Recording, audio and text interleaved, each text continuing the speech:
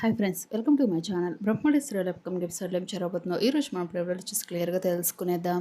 దానికంటే ముందు first time కనుక మా ఛానల్లో చూస్తున్నట్లయితే మా ఛానల్ని సబ్స్క్రైబ్ చేసుకోండి. అలానే పక్కన గంట సింబల్ కూడా క్లిక్ చేసేయండి. ఇక వీడియోకి వెళ్ళినట్లయితే కోర్టుకు వచ్చి అనామిక గురించిన స్వరూపాన్ని బయటపెట్టి రాజ్ను విడిపించిన సామంత్. షాక్ లో అనామిక, దుగ్గిరాల వారి కుటుంబం, అసలు సామంత్ చనిపోయాడు కదా, సామంత్ ఎలా తిరిగొచ్చాడు, అసలు రాజ్ని సామంత్ ఎలా విడిపించాడు, సీరియల్ ఇది ఎలా జరుగుతుంది కనుక మీరు తెలుసుకోవాలి అనుకుంటే ఈ వీడియోని అక్కడ స్కిప్ చేయకుండా ఎండింగ్ వరకు చూసేయండి. అప్పుడే మీకు క్లియర్ గా అర్థమవుతుంది.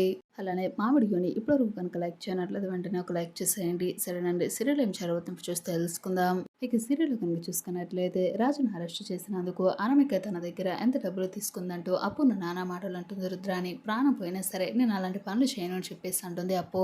ఇక భోజనం చేయకుండా ఏడుస్తున్న అపర్ణకి కావ్య అన్నం తీసుకొస్తుంది. వీరిద్దరి బాధను చూసి ఏడుస్తున్న అప్పుకి కళ్యాణ్ ధైర్యం చెప్తాడు. ఇక మరుసటి రోజు రాజును తీసుకొని వచ్చి కోర్టు హాజరుపరుస్తుంది అప్పు. అనామిక తరపు లాయర్ కావ్య రాజులను చిక్కు ప్రశ్నలతో బిక్కిరి చేస్తుండటంతో కూడా చాలా టెన్షన్ పడతారు.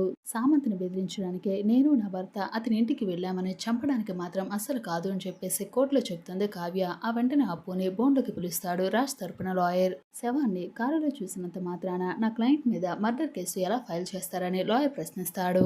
అసలు సామంత్ను నా క్లయింట్ హత్య చేస్తుండగా చూసిన వాళ్ళు లేరని, సామంత్ హత్య చేసినట్లుగా ఎలాంటి ఆధారాలు కోర్టు ముందు పెట్టలేదని అంటాడు. కేవలం అనామిక అనుమానంతోనే ఇచ్చిన ఫిర్యాదుతోనే కేసు నమోదు చేశారని చెప్తాడు. అయితే అన్ని సాక్ష్యాలు ఆధారాలను త్వరలోనే కోర్టుకు సమర్పిస్తామని, ఇందుకు కొంత గడువు ఇవ్వాల్సిందిగా అనామిక లాయర్ అయితే అడుగుతాడు. నా క్లయింట్ హత్య చేసినట్లు రుజువు కాలేదని, పోలీస్ శాఖ నుంచి కూడా ఎలాంటి ఆధారాలు సమర్పించలేదు కాబట్టి రాజ్ కు బెయిల్ మంజూరు చేయాల్సిందిగా కోరతాడు లాయర్ అయితే. కానీ ముద్దాయి ఆస్తి, అంతస్తు, బలం, బలగం, పరపతి ఉన్నవాడు బెయిల్ మీద బయటకు వెళితే సాక్ష్యాధారాలని మాయం చేసే అవకాశం ఉంది కాబట్టి అతనికి బెయిల్ ఇప్పించకూడదని చెప్పేసి అంటూ అనామిక లాయర్ అయితే వాదిస్తాడు. కాబట్టి బెయిల్ మీద అసలు మంజూరు చేయవద్దని విజ్ఞప్తి చేస్తాడు. ఇరుపక్షాల వాదనలు విన్న న్యాయమూర్తి అయితే బెయిల్ పిటిషన్ తిరస్కరించడంతో దుగ్గిరాల ఫ్యామిలీ ఒక్కసారిగా షాక్ అవుతుంది. అసలు నీకే ఎందుకు ఈ కష్టాలు వస్తున్నాయి రాజ్ అని చెప్పేసి అంటూ రాజ్తో బాధపడుతూ ఉంటుంది అపర్ణ. ఎప్పుడు ఏమవుతుందేనని మేమంతా కూడా చాలా భయంతో బ్రతుకుతున్నాం రాజ్. ఏంటి అసలు ఈ పరిస్థితిలో ఉన్నావురా, ఏంటి అసలు మన కుటుంబానికి ఈ శిక్ష అని చెప్పేసి అంటే చాలా బాధపడుతూ ఉంటుంది అపర్ణ. ఇంతలో అయితే అనామిక అక్కడికి వస్తుంది. అందరూ బాగానే వెనకేసుకొని వస్తున్నారా రాజ్ని. నోటికొచ్చిందలా మాట్లాడుతుంది అనామిక. ఇక దాంతో నా కొడుకు నిర్దోషిగా బయటకు వస్తాడని సుభాష్ అయితే చెప్తాడు చాలా కోపంగా అనామికతో. రాజ్ ఎప్పటికీ కూడా బయటికి అసలు రానే రాడు, నాకు ఫుల్ క్లారిటీ ఉందని వాళ్ళతో చాలా గొడవ చేస్తుంది అనామిక. నన్ను అవమానించి పంపించేశారు. అలానే కాకుండా నా దారిలో నేను చూసుకుంటుంటే, నన్ను ప్రేమించిన వాడిని నేను పెళ్లి చేసుకోబోతుంటే సంతోషంగా ఉన్నానని అది చూసి మీరు ఓర్వలేక సామంత్ని రాజ్ చంపేశాడు అని చెప్పేసి రాజ్ మీద నింద వేస్తుంది అనామిక. కన్నీళ్లకు కారణమైన దుగ్గిరాల ఫ్యామిలీలో ప్రతి ఒక్కరూ కూడా కన్నీళ్లు పెడుతూనే ఉంటారని అనామికైతే వార్నింగ్ ఇస్తుంది. ఇంటికి వచ్చిన వెంటనే కావ్యపై మండిపడుతుంది అపర్ణ. నువ్వు చెప్పిన సాక్ష్యం వల్ల వాడి జీవితమే ప్రశ్నగా మారిపోయింది. ఇన్ని రోజులు నువ్వు ఆలోచించి నిర్ణయం తీసుకున్నావా, కానీ ఈ రోజు నా కొడుకు విషయంలో తప్పు చేశావని అంటుంది. నేను ముందు నుంచి చెప్తూనే ఉన్నాను, వీళ్ళ ఫ్యామిలీ వీళ్ళందరూ కూడా తేడానే అని చెప్పేసి అంటూ, కేవలం వీళ్ళ స్వార్థం కోసం వీళ్ళెవరైనా సరే బరి చేస్తారని చెప్పేసి అంటుంది రుద్రాని. ఇన్ని రోజులు కూడా మంచిగా నటించి అవకాశం దొరకకనే మొగుడిని ఇరికించేసింది అని చెప్పేసి అంటూ చాలా గొడవ చేస్తుంది రుద్రాని. ఆస్తి ఎలాగో నీ పేరు మీదే ఉంది, నేను కూడా ఎలాగో నీ పేరు మీదకి లాగేయాలనా ఇలా చేసావని చెప్పేసి అంటూ నిందలు వేస్తుంది రుద్రాని అయితే కావ్య మీద. రుద్రాని మాటలకు అప్పు అయితే చాలా మండిపడుతుంది. అలాంటి పనులు మీకు వస్తాయేమో కానీ మాకు కాదు. అక్క కోర్టులో చాలా మంచి పని చేసింది అని చెప్పేసి అంటుంది అప్పు. నువ్వు చేయని మర్డర్ని రాజ్పై వేసి వాడిని అరెస్ట్ చేశావని, మీ అక్క భర్తకు సపోర్ట్ చేయకుండా వాడిని ఇరికిచ్చేసింది అంటూ దానలక్ష్మి అయితే ఇంకా రెచ్చగొడుతుంది. నిజానికి మీ ముగ్గురు అక్క చెల్లెలు ఈ కుటుంబం పందం కోసమే పుట్టారని చెప్పేసి అంటూ మండిపడుతుంది. నిజానికి మా సౌభాగ్యాన్ని, మా కాపురాన్ని మేమే పతనం చేసుకుంటామా అని చెప్పేసి అంటూ చాలా ప్రశ్నిస్తుంది కావ్య. కోర్టులో అబద్ధం చెబితే తప్పు కానీ నిజాలు చెప్తే తప్పు ఎలా అవుతుందని చెప్పేసి అడుగుతుంది. ఎప్పుడు అబద్ధాలు చెప్పలేదా, 100 కోట్ల అప్పు దాయలేదా, మాకు తెలియకుండా ఆస్తులన్నీ తాకట్టు పెట్టలేదని చెప్పేసి అంటూ నిలదీస్తుంది రుద్రాణి. ఇంతలో ఇంద్రాదేవి కలుగు చేసుకుని రుద్రాణికి గడ్డి పెడుతుంది. రాజ్ ఏ తప్పు చేయలేదు కాబట్టి జరిగింది జరిగినట్లుగా చెప్పింది. ఇంట్లో కావ్యని ఎవరైనా తప్పు పట్టొచ్చు కానీ నువ్వు తప్పు పడుతున్నావంటే నేను నమ్మలేకపోతున్నాను అని చెప్పేసి అంటుంది అపర్ణతో ఇంద్రాదేవి. రాజు ఓ బిడ్డను తీసుకొచ్చి ఇతను నా బిడ్డ ఇంట్లోనే ఉంటాడు అని చెప్పేసరికి మనమంతా వాడిని అనుమానించాము కానీ కావ్య వాడికి తోడుగా నిలబడి నమ్మి నిజాన్ని బయట పెట్టించింది. భార్య కూడా తన స్థానంలో మరో ఆడది వస్తే అంగీకరించదు కానీ ఆ సమయంలో తన భర్త మీద నమ్మకం ఉంచుకుంది. అలాంటిది మనిషి ఈ రోజున రాజు జైలుకి వెళ్ళడానికి వ్యతిరేకంగా సాక్ష్యం చెప్పిందంటే నువ్వెలా నమ్ముతున్నావు అపర్ణ. ఇంతలో అప్పు కూడా అక్క నిజం చెప్పకుండా అబద్ధం చెప్పి ఉంటే మనమే ఇరుక్కుంటాము. నిజం చెప్పి మంచి పని చేసింది. నిజానికి రాజ్ జైలుకి వెళితే నిన్ను అలానే నన్ను ఓదార్చడానికి నీకేమో సుభాష్ ఉన్నాడు, నాకు మా బావ ఉన్నాడు, కానీ కావ్యకి ఎవరున్నారు పాపం, ఆ పిచ్చిది ఒంటరైపోతుంది.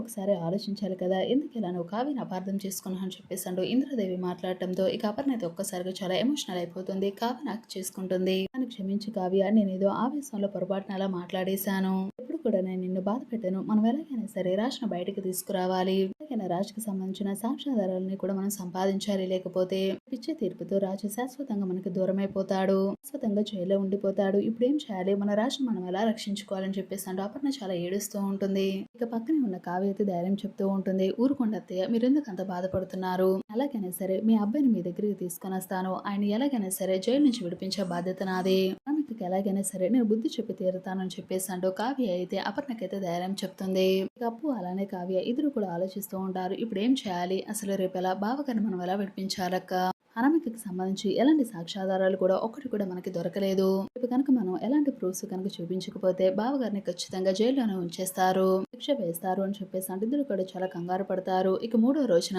అందరూ కూడా కోర్టుకైతే వస్తారు. ఇరుపక్షాల ఆయుర్వాదాలన్నీ కూడా న్యాయమూర్తి వింటూ ఉంటాడు. ఉద్దేశపూర్వకంగానే సామంత్ని రాజు హత్య చేశాడు అని చెప్పేసి అనామికకి సంబంధించిన లాయర్ అయితే సాక్ష్యాధారాలన్నింటినీ కూడా రాజ్కి ఫేవర్ గానే ఉంటాయి. సాక్ష్యాధారాలని పరిశీలించిన న్యాయమూర్తి అయితే రాజ్కి శిక్ష వేయబోతూ ఉంటాడు. దుగ్గిరాల వారి కుటుంబం, కావ్య అందరూ కూడా చాలా బాధపడుతూ ఉంటారు. ఇప్పుడు ఏం చేయాలి, ఎలా విడిపించాలని చాలా కంగారు పడుతూ ఉంటాడు కావ్య. రాజ్ని ఎలా విడిపించాలని చెప్పేసి చాలా కంగారు పడుతూ ఉంటుంది కావ్య.